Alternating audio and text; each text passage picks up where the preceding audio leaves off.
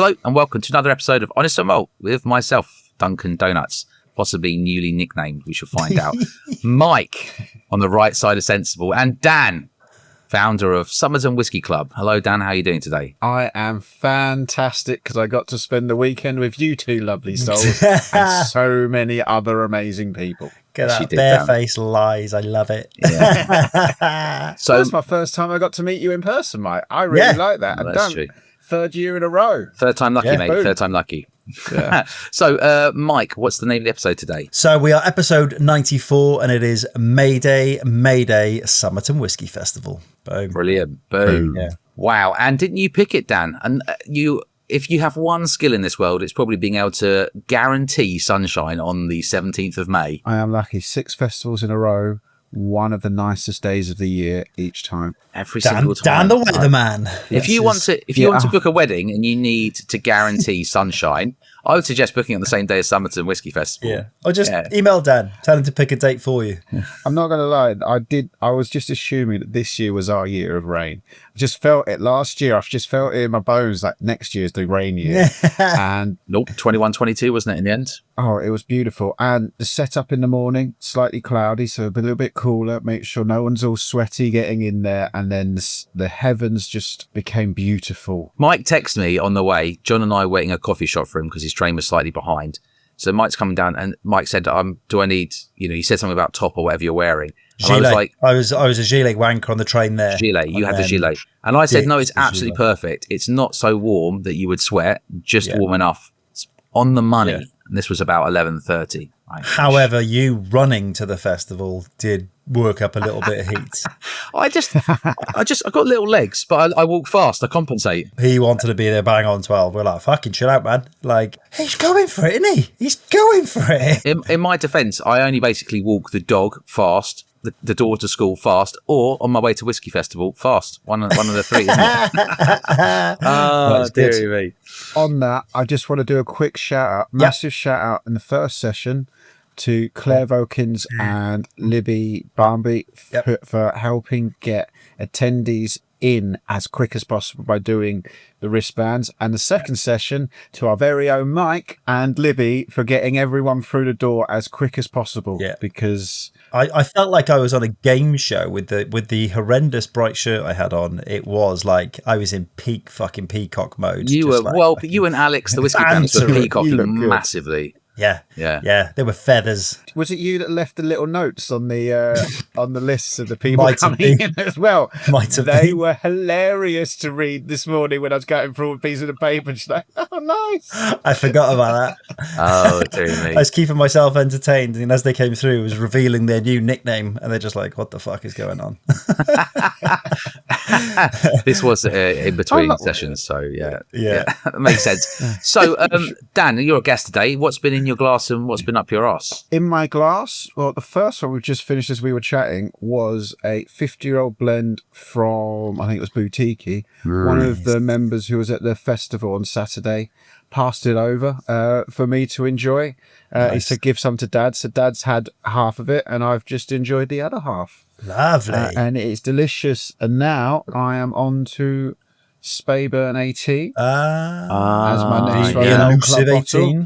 Yeah, I thought I'd get back onto that. And I do have something a little bit fun next that I haven't opened for a while that I was looking forward to trying. And it's Freud, 10-year-old German whiskey that has been aged in chestnut casks. Oh, nice. Wow. And old plum. Can that even be called? Casks. Is it allowed to be called whiskey if it's aged in chestnut? It is if it's not Scotch. Right, okay. Yeah. It's Scotch. It has to be in oak. So you'll get, I think the first one I had was Method of Madness. I had one from Bushmills. Acacia. Okay. Yeah. I think Acacia.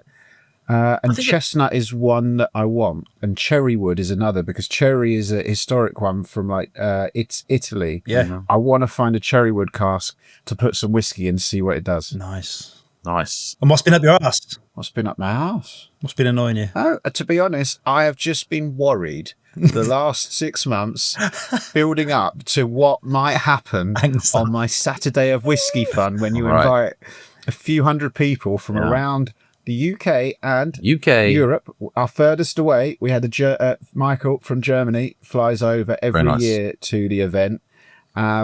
And it's just, what have I done wrong? What's going to go wrong? Is it going to rain? Now I'm just kind of like carefree and happy. It's happened. Everything, touch wood, generally worked. I haven't had too many negative reviews of it. I think it went pretty well. And everyone's come back in one piece. Best festival at a pub there is. Hands down. Yeah. I mean, it's the first one I've been to in a pub, I'll be honest, but it's fucking great. Did you say Southport was sort of based at pubs? So Southport is... their summer festival was basically there's one brand ambassador in each pub, and there's about 9 or 10 pubs. So it's like a different format then, isn't it? Yeah, so you like walk through each one and have a dram and chat to them. But you basically don't go to them all. You pick off 2 or 3 you want to go to, and then have 4 or 5 of the selection from that company. So, okay, cool. Well, we'll get into the meat and bones of who was there and how the festival went. What about you, Mike? What's been in your glass and what's been up your ass? What's been in my glass? What's in my glass at the moment? The lovely Paul Main gave me a sample of the 18+1, which is 99 and 1 from, is it Living Souls? Living Souls, yeah, that's it. Yeah. 55 quid on Master of Malt at the moment. I'm going to say, for later on, I think I know what I'm going to suggest for Gareth's Corner. I've tasted it at the moment. It's 18-year-old Lecheg with a 3-year-old grain, but it's 99% Lecheg, 1% grain, and it's fucking beautiful. You wouldn't know it's got any grain in it at all, would you? And what else has been in my glass was the other bottle from what I was pouring at the festival.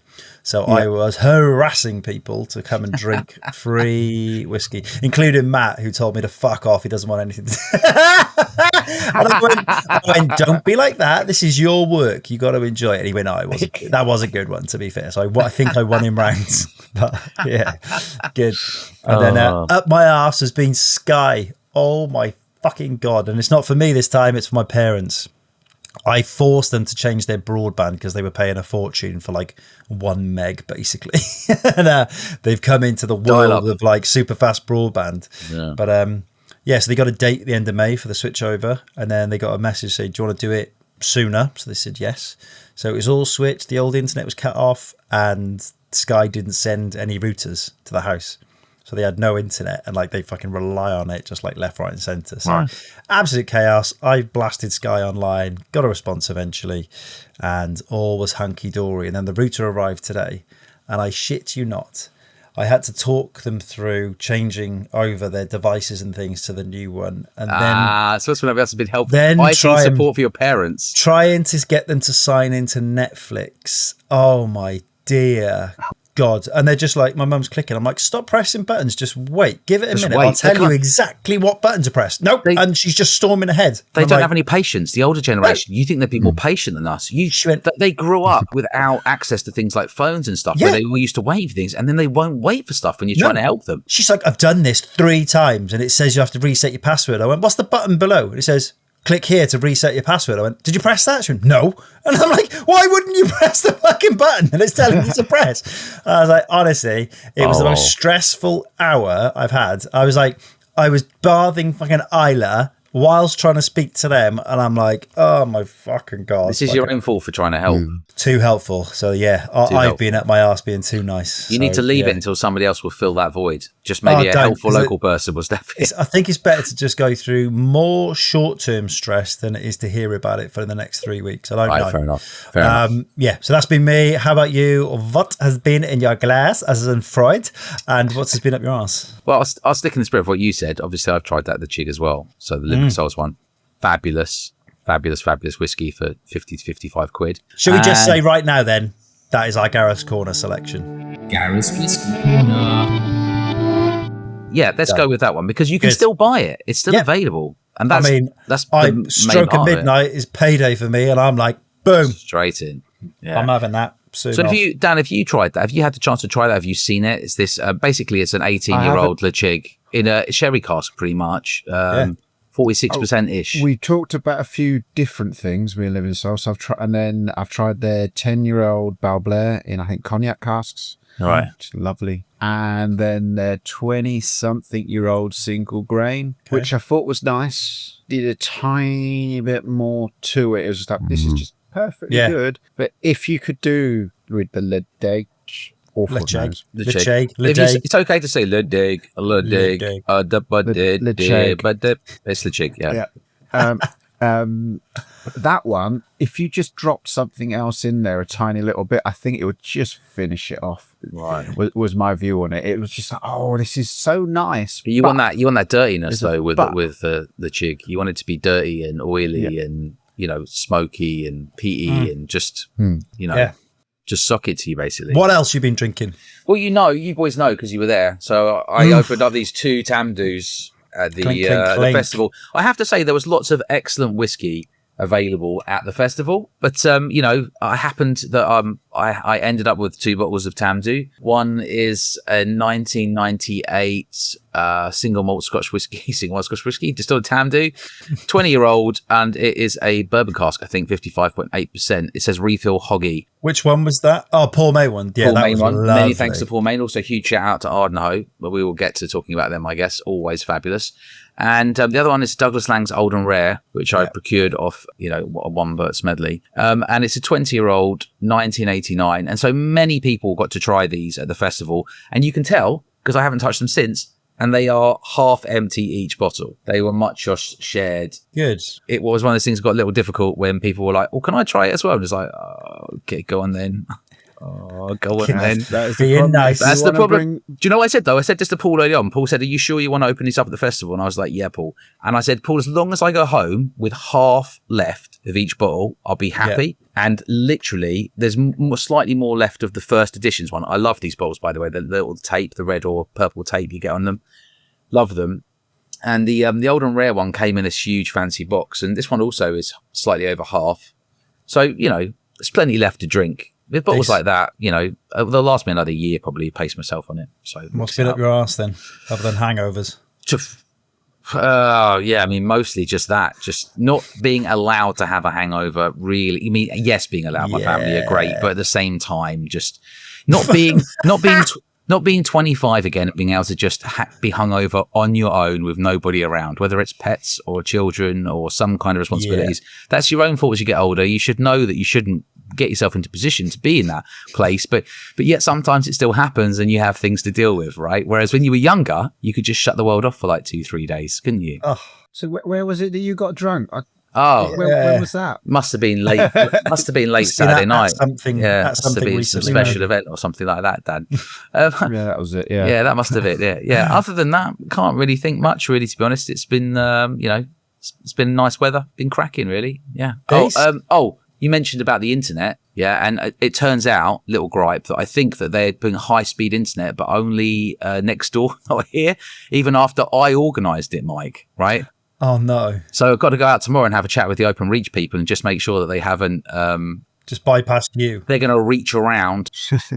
An open reach around. Open reach around, yeah. That's what your neighbours had, because they've just gone past you. They've reached around and taken our internet, Yeah, so I'm a bit worried about that because there's a big difference between sort of 70 meg download and sort of 400. But, that aside, everything's pretty chill. A little bit. Good. We obviously... Dan caught me going through a little bit of research when I came on. That sounds fucking weird. But obviously, episode 94 in our current theme, music from 1994. Oh, and of course. There are some bangers. So what was I singing when you... Because at least on Zoom, you can admit people. So you have to click a button. On this, you just appear. And Dan's just got full verse of me singing away. I only got about 2 seconds of it. It was just nice to see. A full grown man just enjoying himself on his own, not knowing anyone's watched. My Stevie Wonder impression, where I think no one's looking. I basically got my eyes closed, just spinning my head, That's it. That's what I came on to. If Mike's doing his profile or somewhere, and he's like, I am a fully grown man. What? Yes, Dan signed off. Someone else has said it now. I am an adult. Yeah. So go on. What do we have from 1994 then, Mike? Ace of Base, The Sign. Tune. Things Can Only Get Better, T-Ream. Yeah. Love Is All Around, Wet, Wet, Wet. I mean, I hate it, but I love it. Classic. Sheryl Crow, All I Want to Do. Decent tune. Always by Bon Jovi. Beautiful. Dan came up with one straight away. Wigfield, Saturday Night. Saturday Night, was that 1994? Saturday Night, 1994. Wow. 12 years old, in the youth club, dancing away. Supersonic, Oasis, Juicy by the notorious B.I.G. Cotton Eye Joe, Surely by the Rednecks. Massive tune, Cotton Eye Joe. And then one for the dance floor at the end of the night. I swear, All for One. What? I still feel like you've missed some massive songs. Apparently, I mean, assuming this is correct, Stay Another Day, E17 was 1994. To be fair, that was going to be my exit one, but no dramas. And then Blur, Girls and Boys, Black Hole Sun, Soundgarden, Live Forever, Oasis. Yeah. Basket Case, Green Day. So many decent tunes. People are into early rap. I've got to say Regulate by Warren G. Exactly. Some pretty good songs, though. Yeah, decent tunes. Rhythm of the Night. I did the rhythm of the night. We're going to have to stop the music when we get into the 2000s because I'm pretty sure music died around 2005, didn't it? So we can go till 2005. Episode 105, we can have some tunes. Maybe at the 100th, we can bring some instruments down and play something for the people. Yeah. From the year 2000. Let's not tell them so they actually turn up, Mike. True. Yeah, right. Yeah. Beautiful. So 1994, huge hits. So Dan, the festival, you managed to get along several brands, whiskey brands and companies. So talk us through who was there, and then we can maybe go in and discuss a bit about the bottles, because there was quite a choice, really. You pack a lot into a pub terrace garden. Yeah, we don't try and pack out the space with as many brands as your average. So we only have 12 spots and have to think quite a lot about how the brands go together and how they represent different parts of the world. So we had Henstone and Fielden and Exploring English Whiskey. Yeah. And you went out into the main garden. On the right, you had Hunter Lang, Ardnahoe and Tormore, Elixir Distillers. So you've got elements of Islay. Then you went round, you had the English, Rare Front and in London Distilling Company. Then Silky, Adara, which is Sleeve League Distillers. They had their first whiskey from their own stills there as well, which was fantastic. Wow. For first release, lovely.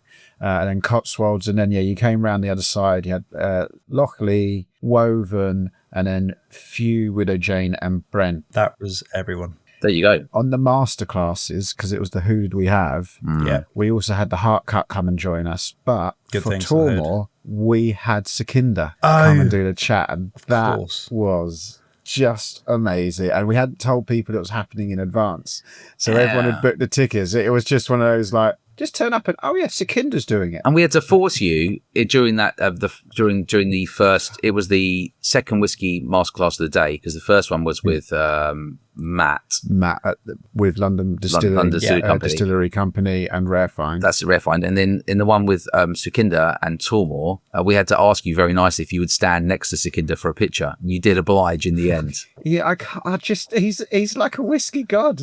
I just don't feel like I deserve to be in the same picture as that man. Well, I collared him for a good 20 minutes. He could not get away. I literally forced him into a bit where he was drinking bimbo. He went, I don't really get like bimbo, and you're going to like this one, Sekinder, have a go. And he was like, no, you're all right. I went, have a go, Sekinder. And he was like, you're not going to leave me alone here. I went, nope. So he had somebody went, actually, that's all right, that. And I was like, yeah. So I had a good chat with him. What a lovely, lovely bloke. And he is also up for a podcast against CJ where he goes one-on-one, and he said he would batter him. CJ is single malt vol, isn't it? Sekinder said, I'll bring him on, and gave the two fists. He took a masterclass in our first ever whiskey festival. CJ did. Back in the day, he did a Japanese whiskey masterclass. Very nice. Well, we should, maybe that's a good way to talk about the, I sat in 2 masterclasses, officially, fully, right, Mike? Stood in one. Sat through 2. Let's start with Sekinder and Tormore, even though it's out of order, because we're literally just talking about it. So we got the chance to try 4 whiskies there, 3 of which were Tormore 10-year-olds. One was a bourbon cask, one was a cream sherry cask, and the third one, because there was some really interesting stuff that came out of Sekinder. So one, he was saying that so much of like sherry casks, it's just they just dump the sherry in, it's like undrinkable, and then they remove it. But they refuse at Tormore to do that. So they're sort of insisting on, using casks for sherry, which is actually for drinking, which must be much harder to source. Actually, Sekinder was saying that 95% of sherry whiskey is from casks where the sherry's undrinkable. It's just dumped in there to get the flavour. And he said It's harder to tell the difference. To be fair, he did say that, but he said he felt like it wasn't a great practice, really. So 95% of the whiskey we're drinking apparently is sherried whiskey we're drinking is just sherry dumped into casks, which is undrinkable. I was in Andalusia in February, and I spent most of the month in the sherry triangle between Jerez and San Luca de Barrameda, just learning about sherry, the different types. I now know my favourite is Amontillado. Do like a Manzanilla at the beginning, and I can go into Oloroso. See, that's a pro. Did you see that, Dunk? Yes, I saw that. Manzanilla. You spend a month out there, you've got to. You just like people just stare at you like you're a weirdo when you say it. Hello, wrong. can I have some Manzanilla? Yeah, that's it.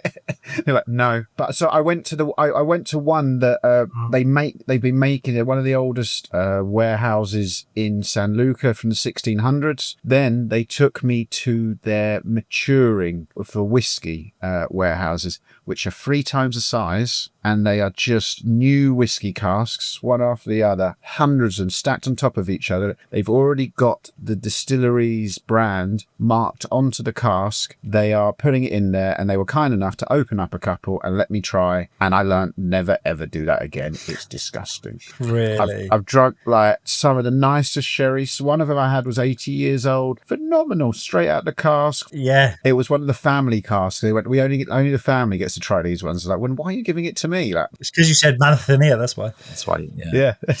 he said 80-year-old Manzanilla, por favor. And they went, here you go, Dan. Yeah, that was it. He's a local. He knows what he's doing. Yeah, I mean. But then when they took me out, it was amazing. So their business is pretty much all the income now comes from cask sales. Madness. It's all changed. They keep the original business just because you can't not. There's a little bit of joy. Well, that's and what love Sukinder was sort of saying. He was saying that no one really drinks sherry. And in truth, even when it comes to Christmas in these parts, people are getting port, not sherry, aren't they? I was having a look through the Tullamore whiskies that we tried. They were called Blueprint. There was a 10-year-old bourbon barrel, and then there was a Blueprint 10-year-old cream sherry cask and a Blueprint 10-year-old toasted barrel. And it's a very delicate spirit, Tullamore. Look, the people I was sitting with encouraged me to blend 3 of them at the end, and I have to say it blended really well. Well, that would be Smedley, wouldn't it? I think even Sukinder gave him props. Actually, it was excellent when the 3 were blended together. So there you go. I mean, if that's what they're shooting for, they're onto a winner. There was also an SMOS 8-year-old cask reference, something I can't really remember what that one was. Single malts of Scotland. That's it. They brought one of their old their bottlings to give like a historic view of what Tullamore was, and the blueprints are, before they come out of their official releases next year, is to give people an understanding and a taste of the direction that they're going in. So you've got a blueprint of their future plans. It's the naming of it. So yeah, you just got a first taste of where they're going, because obviously it's historically a blends distillery, and they're looking to put their own. Sukinder, he's going to be putting out a single malt. Pretty sure it was used in Ballantines. If you've ever tried Ballantines, it is quite a delicate blend. All I know is just listening to Sukinder, the way that the distillery is going to be going forward is just going to be on point. So that was a real gem, and he was obviously talking about how beautiful it is, and also talks about how lucky they were to get it. Apparently, he said he drew up a short list of distilleries that he would love to, get. And why not life goals, right? And Tullamore was right at the top. And then when they were offered Tullamore, he was straight away like, "That's it, done. This is meant to be." So it was kind of cool, really. Like, it was the one he wanted and the one that they got. It wasn't like they went around the houses shopping for loads of distilleries. Like, obviously, it wasn't the only one on the list, but it was right at the top of their list, which is... So I'm sure we'll be seeing a lot more Tullamore coming out then. I think so, yeah. Building one on Isla as well at the same time. So busy. So, whilst we're doing masterclasses, shall we do the... we both sat in the London Distillery one, Mike? Yep. Yeah, this is, we went Matt. through 4 drinks, I will say. 4 spirit drinks. Yeah, so started off with their blended whiskey, which is going to be coming out in July, 50 quid. Aged between 6 to 14 years. It is a refill barrel, and it was finished in first fill Jack Daniels. Yes. That's the first release from the return of the London Distilling Company. Yes. Yep. I really enjoyed it. Now, I was saying buttery flapjacks. Yeah. Like when I got hung up on honey the other day, I just kept going, buttery flapjacks. Honey. We were sitting with John, and John was like bubblegum, and then you said something else, and then it all kind of came together. And it turns out it was I don't know what the approximate mix was, but some of it's from the London Distillery Company and some of it's from Adnams. Yeah. Right. And I was like, please say it's Adnams bourbon barrel. Because remember, Dan, you did that Adnams release, the 10 or 11-year-old bourbon. And I think Adnams is terrific in bourbon, first fill burbs.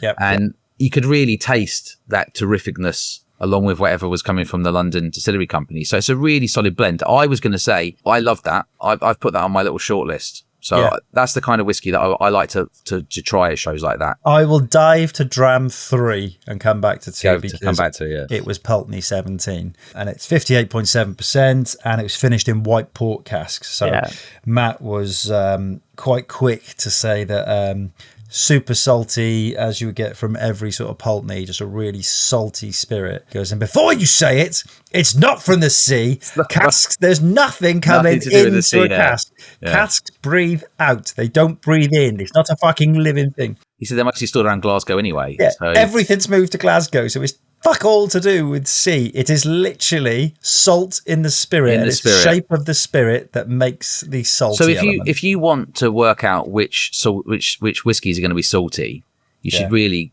go around and try their new make and see if you get saltiness on it. And if you do, then you're going to get more saltiness in the whiskey as it ages, right? Which makes me think that when we had the Big Pete one, someone's added salt because. That was so confusing. If you think of the whiskies that were in it, there was nothing that I would go, oh, that's super salty spirit. But that was like... That's one of the saltiest whiskies I've ever had. Yeah.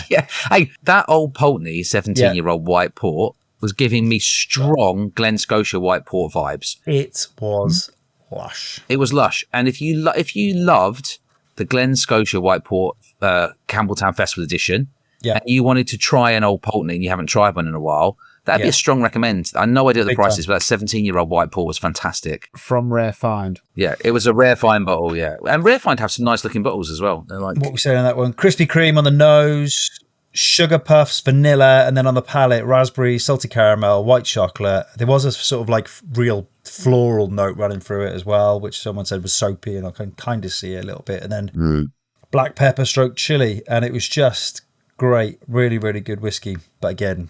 salt is not from the sea, so don't fall for that marketing BS. Spoiler. Yeah. I prefer the romantic notion that it does take the salt in, but Matt, he killed the romance there. He was like, no way, no chance. Yeah. Get that out of your head. I prefer the notion that there's a couple of distilleries that the master blender's coming in the morning, stopping off at a coffee shop and picking up loads of sachets of salt and just putting them in the back pocket, turn up, dash a bit in there, little drizzle, quick hide it. Yeah. Bit of caramel, bit of salt, mix it together. Happy days. Coastal feel, lovely. That's it. Just got to make sure I've got a job at the end of the year. What else do we have? Bravel. That was the second dram that we had. 16-year-old refill hoggy. Then 1 year in a Woodford Reserve barrel. 64.79%. Orchard, lemon barley, vanilla, ice cream on the nose, and then flapjack, lemon drizzle cake. Flapjack. Yeah, flapjack. Ginger, toffee, and a hint of cherry yogurt. You got way more specific notes than me. I just wrote it was hoppy and musty on the nose, and then with water, it was a bit sort of fragrant and more milk chocolate. That's why I thought I'd go all in on one tasting, because I couldn't be bothered with any more. So you're like really carefully taking notes. Yeah. And then so that was the three whiskies we had, and then we moved on to a future project which Matt may or may not bottle. We'll see. I think he's going to bottle it because it's fucking batshit crazy.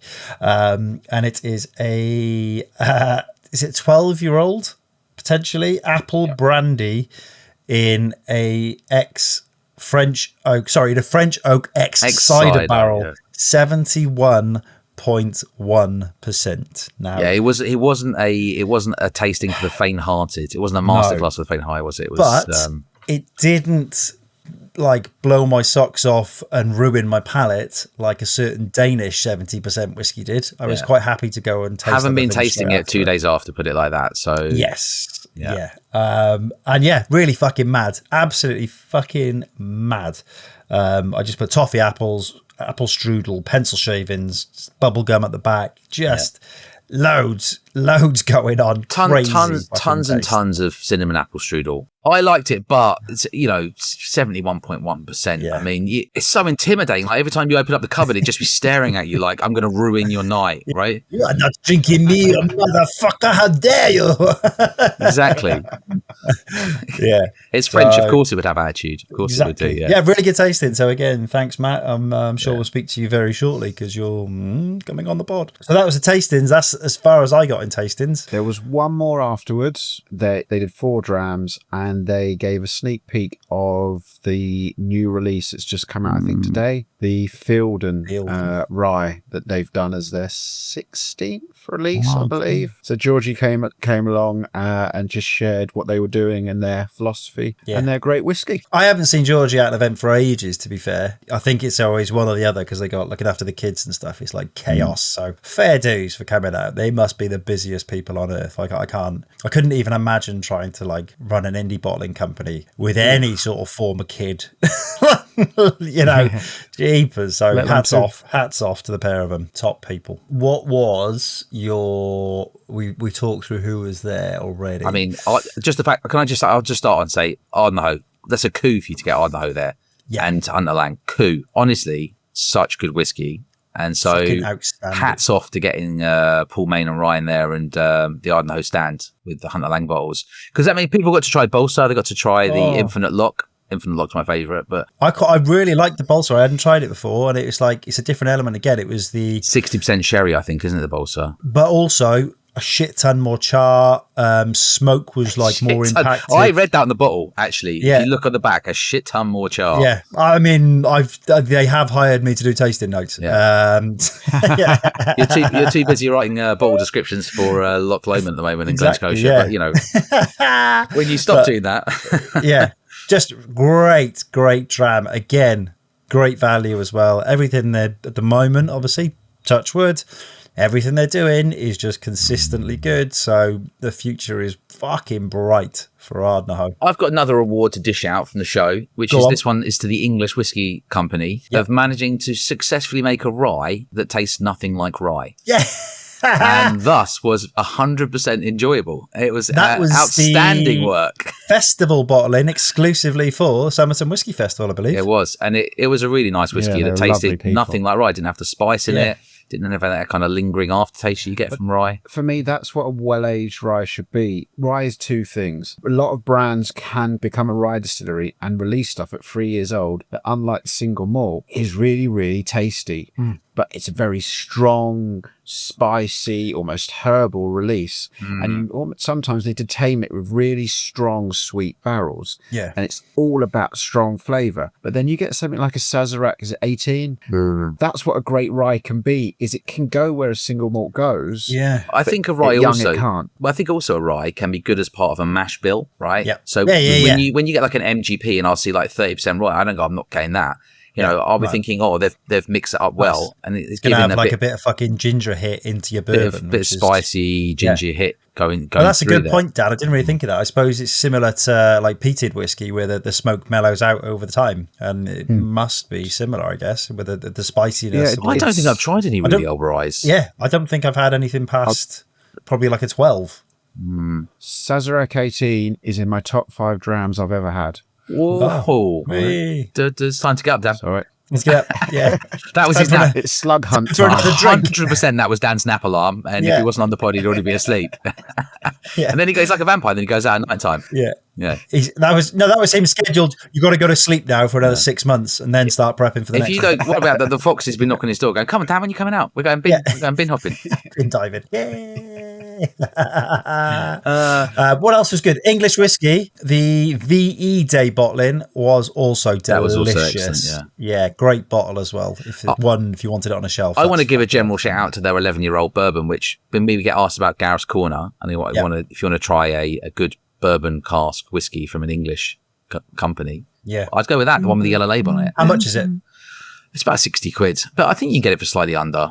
Maybe RRP at 65, but I'm sure you can be picked up a little bit under that maybe you could get it for 50 or 55 if you look around carefully enough. Yeah. Nice. What else did I try? Everything on the Lockley stand. The 6-year-old Lock. Oh, the 6. 5 versus the 6, 50%, I think, both of them. Oh, the 6 was beautiful. The 6 was incredibly smooth. Anyone try from the Silky stand the Adara bottling? Was that the red release? Red label on the front of it? And is the one that was the shorter, fatter bottle, so looked different to the tall one. So it's the first release from the distillery that they built, and giving you a taste of what it's going to be. And it was lovely. It was peated. It was coastal, is how I would describe it, but not salty. Not salty. Coastal. You can get that coastal air vibe. When it smells like it's from the coast. You can get that. Yeah. Yeah, and I'm sure. I bet that if they listen to this, they're going to tell me, you do know we're nowhere near the coast. Yeah. It's just shape of the still. The experienced. Yeah. Yeah. Good. It was also the first dram I had because one of the members on my way around went, if you're going to try one whiskey, he's like, what would you go with? That one there. Yeah. That one there. You've got to get the Ardara. The first, and she just went, just warning you, it's going to be peated for your first one. Doesn't matter. If you're saying that's a winner, I trust my members well enough that they know what they're talking about. Yeah. I always rated Silky, and I think Mike left me with a bottle of Silky as well. Often try them at the shows. I just think it's good. I can't remember. I think my favourite stout. It's not. That's it was the I think I did leave you a stout cask. But they're very good. I think Silky's again another one. Just well sort of well blended whiskey, really. Yeah. But do you know what was also a standout? Go on. The Woven. I didn't try the Woven this time. Number 22, New Pastures, which is 55 quid, and it is a combo of English whiskey. So unlike Compass Box, they were quite happy to point out they had 60 bottles.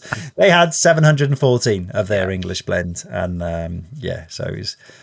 So if you look, I know it's hard to call, but if you were putting that one against the London distillery company, which was a mixture between their old stock and Adnams, I didn't try the Woven, so I'm going to have to sit this one out. But which one would you go for, Mike? I would just say that I thought the London distillery blend at 50% was excellent and is on my shortlist. Right? I think the Woven came in fresher. So depending on what situation you were in, if you wanted more of a sort of fresher dram, barbecue dram, hell yeah. Okay. If you were going to sit with maybe that blend for a couple of hours and just chill with one, maybe that in an evening. Well, you're going to sit on the fence massively. It's here. I'm on that fence, shove it up my arse. I am on that fence. What's been up my arse this week? The fence between Woven and successfully the dodged. blend. There's only £5 between the two, isn't there? It's 50 or 55. Both really sort of good values. Yeah.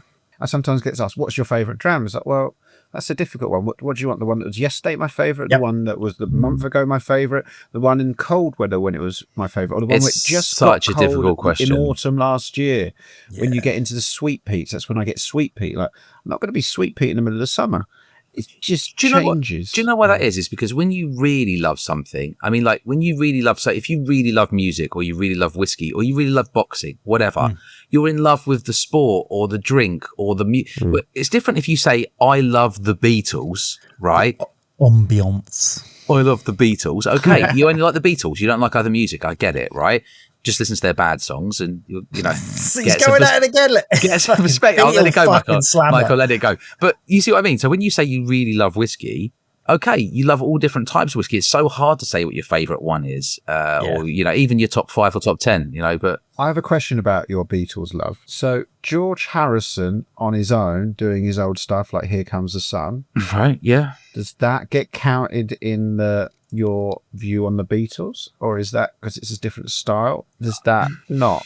All I'm saying is that the Beatles wrote a lot of bad songs as much as they wrote a lot of good songs. That's all I'm saying. That's it. People not the Beatles. This is I'm asking about George. Just one artist on their own. That particular song is in their own style. That particular song is a good song. I'm more of a rocker and less of. I'm not so much into that kind of. Get that fence out your ass. I actually like to go the whole way across to sort of Cat Stevens and that kind of in that era. Ooh. So it's not like I like folk. So I just think there was a lot of good songcraft. Look, listen, I'll just answer your choice, Ken. I think there was a lot of good songcraft in that era that got overlooked because of the Beatles. There you go. Is what it is. Hey, and at the same time, did the Beatles write and members of the Beatles write some of the best songs of all time? Yes, they did. Of course they did.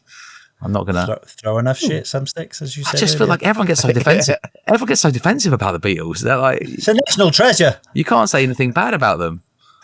I wonder if this is how Australians are about AC/DC. All right. Maybe back in the day. Maybe not now. Or Home and Away. It was when you were younger, you either watched Home and Away or Neighbours. Some people watched both, but most people just watched one or the other, didn't they? That was it, right? So which camp? Which camp are you in? Neighbours or Home and Away? Neighbours. Neighbours. I was in Neighbours. I'm with Dan. It has to be. I think it has to be. I used to watch both when you had no option. Yeah, because it was fuck all on the telly. So we were all neighbours. Yeah, well, we never lived near each other. No. One thing I never understand about Neighbours, you get all these movie stars years later, like, oh yeah, I was in Neighbours, that was my big break. I'm going like, I don't remember who you were. And then there's this kid of a picture of a child, like, you were so and so's like third cousin that came in for 3 episodes. That's not your big break. It's not the Natalie Imbruglias, the Kylie and Danny, Jason Donovans of the ones that went through. Holly Valance, don't forget. Holly Valance, yeah. Oh, yeah. So it's a right wing training ground, Neighbours. Oh, wow, beautiful.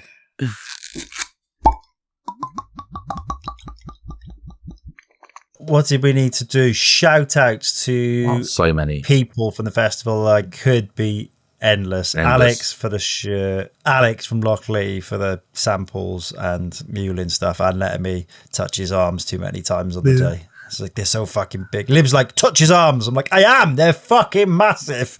Wrap me up. They are. Alex's eyes when that's happening. He's like, I sort of know I have to go along with this, but maybe I prefer people not touching my arms, which I think is fair. But I also love it because they're massive. Yeah. Any other shout outs? Oh my gosh. Okay, shout outs. Here we go. Paul Main and Ryan on the host stand. Let's shout out Soren Richard Foster. Richard Foster, absolutely. He's coming on the pod soon. Let's shout out Matt Mackay again. Let's shout out Sukinder again. Let's shout out Dan. Let's shout out random people from the event, like Rich. Whiskey with Charlotte or Charlotte. There was so many random people. Bert, Bearded Paul. I'm not taking part of the shout-outs because everyone. Yeah, obviously everyone chose to come down. All the staff that worked. Smedley and the crew. In all seriousness, Bearded Paul is a shoo-in for Jack Grealish's granddad on the Lash. He was hilarious. We had such a good chat, like that table afterwards. Yeah, the top lads. And who was... John from Chingford, a.k.a. Chaperone. Who was there? I can't remember his name. He was with his missus. They had a little dog. Toby. His brother works in SMWS in Whiskey London. Shed. Do you talking about Toby Whiskey Shed? Yeah. No, Toby was there as well. I think Polish lad. So many Tobys. There's going to be so many people we forget.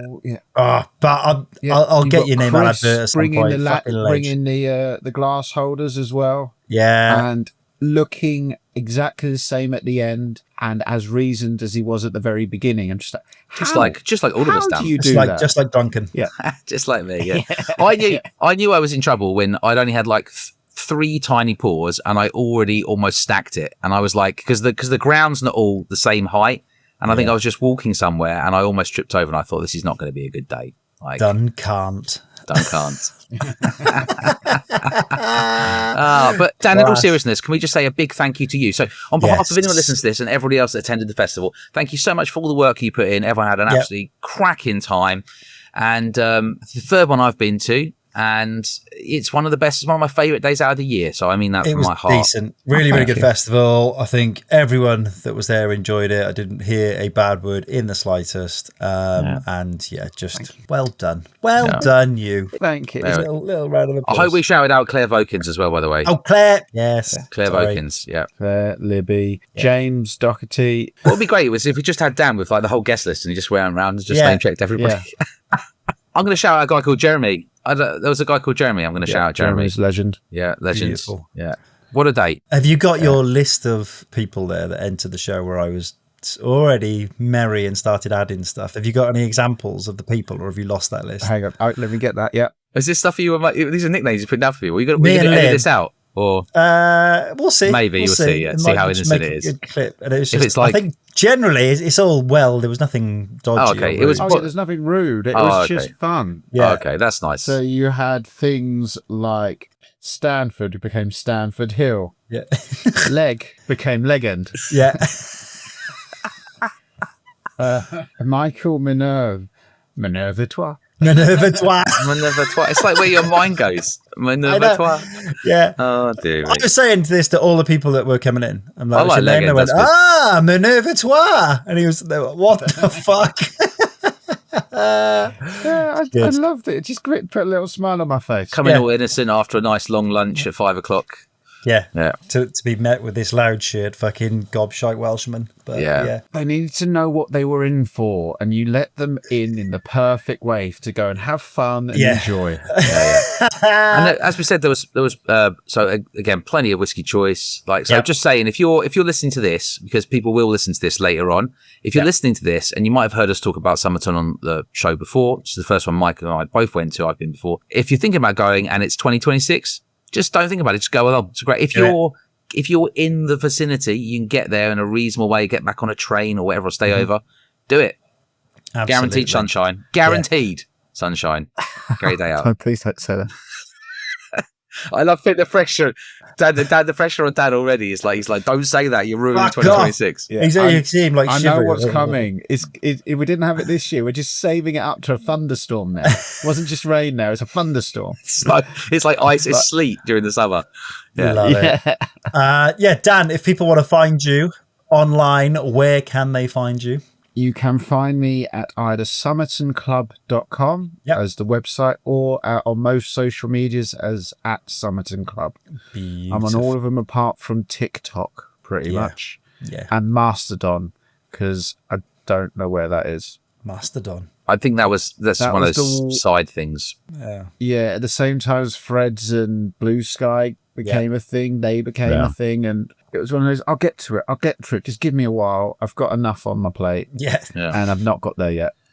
It's worth, Dan, you're on the things, it's worth giving a shout out. Dan, in the club, you run basically a bi-monthly, is that right? Bi-monthly whiskey subscription, is that right? Every 2 months, right? No one actually knows what bi is. So, but in this case, every 2 months, £60, and Dan picks a bottle to send out to people. And Dan was drinking Summerton 18, which is one of the bottles he put out recently. And you get a bottle that is worth more money than what you're paying. Absolutely. Yes. The aim is, whilst you pay £60 and get free delivery, if I can, I'm trying to get this year to an average of £80 a bottle. Oh, there you go. There's a spoiler. £20 saving. That is the aim. The old days when we were at 50, it was £60 average. So you got one free bottle. Nearly 25% off. Woo.